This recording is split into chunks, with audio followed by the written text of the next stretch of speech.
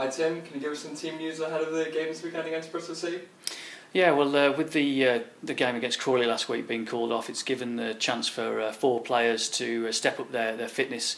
Aaron McCary, the keeper, has recovered from his bad back. In fact, he would have been fit for Crawley.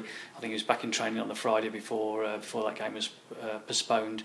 Matt Doherty had 60 minutes in the under-21s against Chelsea. They lost 2-1 at Telford on Monday, so he's a step closer to fitness. Don't think he'll start tomorrow.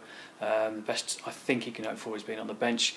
Ethan Ebanks-Landell got 90 minutes at centre-half in the same game against Chelsea, so he's well on the road to recovery again, could well be on the bench after recovering from strained knee ligaments on New Year's Day against Tranmere. Jack Price, similar injury, hasn't played since December 29th against Leyton Orient, but he's now ready, and I think he could well be among the 18 as well. Wolves got a clean bill of health for the Bristol City game. And what's the mood around Wolves at the moment? Well, it's been obviously a lot of emotion this week with the sad passing of Bert Williams. And his life will be celebrated at Molineux tomorrow.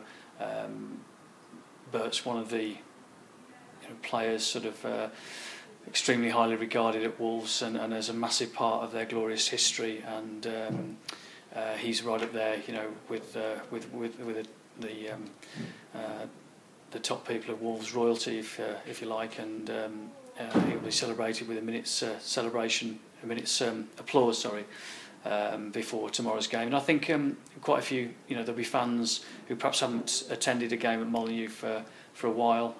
They'll be coming out to pay their respects as well. So Kenny Jackett recognised that at his press conference and has said, it's important for the current players and management in the years to come to use the memory of Bert and his achievements to inspire the current squad to greater heights and hopefully write their own chapter of Wolves' history in the future.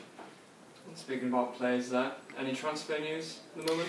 Well, there's a lot of speculation as ever, mainly exclusively centred on strikers and attacking midfielders.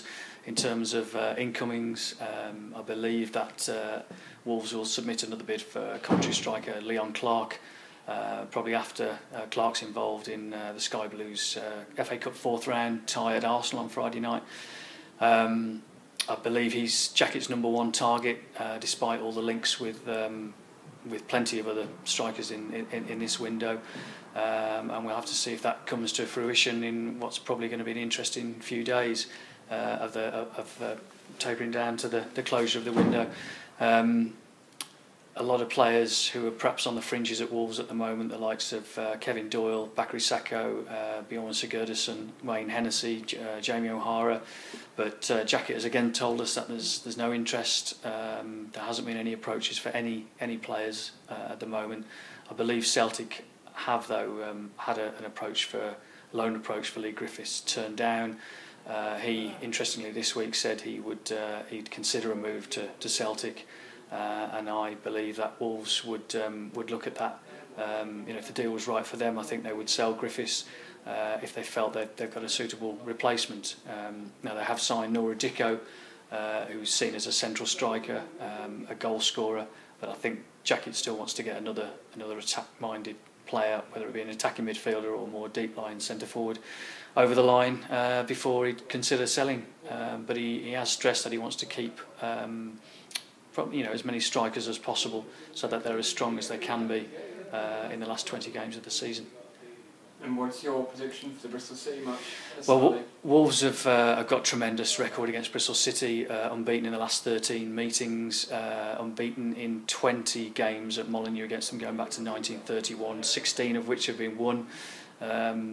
Plenty of players have filled their boots against Bristol City over the years. Steve Bull's got 13 goals, I think, in 12 games against them. I think that sort of trend has to continue if Wolves are to make roads in that 4-point gap to the top 2. So it has to be a Wolves win, and I'm going to go for a 2-0 to Wolves.